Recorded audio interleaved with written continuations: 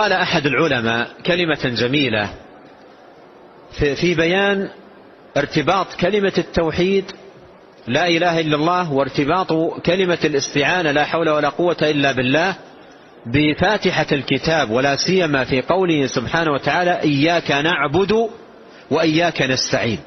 إياك نعبد وإياك نستعين. قال أحد العلماء قوله إياك نعبد هذا تحقيق لا إله إلا الله، وإياك نستعين هذا تحقيق لا حول ولا قوة إلا بالله. قال إياك نعبد تحقيق للا إله إلا الله، لأن لا إله إلا الله كلمة إخلاص وتوحيد، فتحقيقها إياك نعبد أي نعبدك ولا نعبد غيرك. ولا حول ولا قوة إلا بالله ما هو تحقيقها؟ وإياك نستعين أي نستعين بك ولا نستعين بغيرك. العبادة غاية والاستعانة وسيلة. انتبهوا، العبادة غاية، إياك نعبد غاية خلقنا لأجلها وأوجدنا لتحقيقها، لكن هذه الغاية لا تنال ولا سبيل إلى الحصول عليها والقيام بها إلا بماذا؟ إلا بالاستعانة.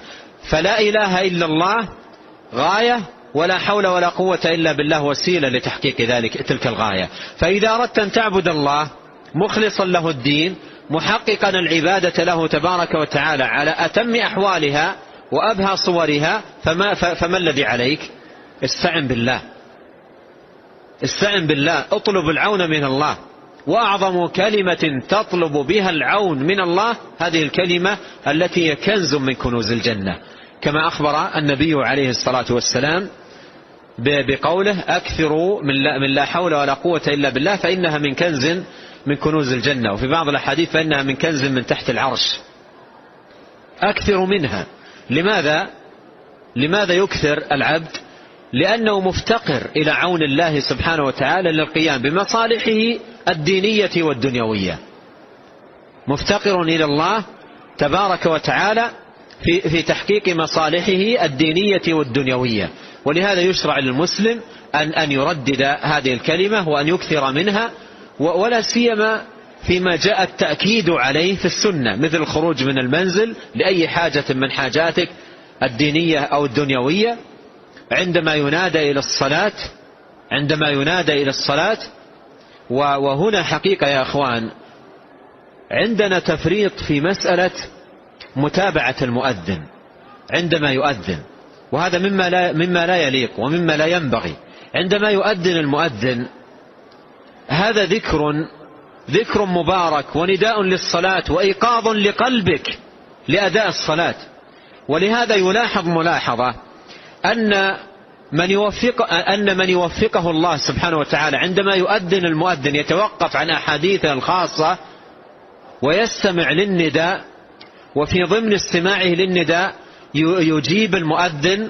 وإذا قال المؤذن حي على الصلاة قال لا حول ولا قوة إلا بالله، حي على الفلاح قال لا حول ولا قوة إلا بالله. في الحقيقة أن هذا العمل وأداء هذه السنة من أعظم العون لك للذهاب إلى المسجد ماذا؟ مبكرا.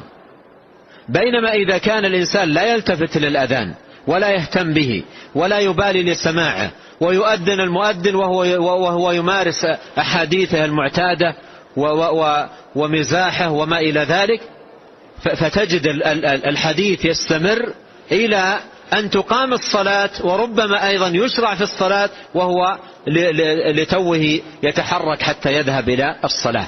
بينما من يقف عن حديثه وعن أموره ويستمع للنداء ويردد مع المؤذن ويقول لا حول ولا قوة إلا بالله يعان بإذن الله تبارك وتعالى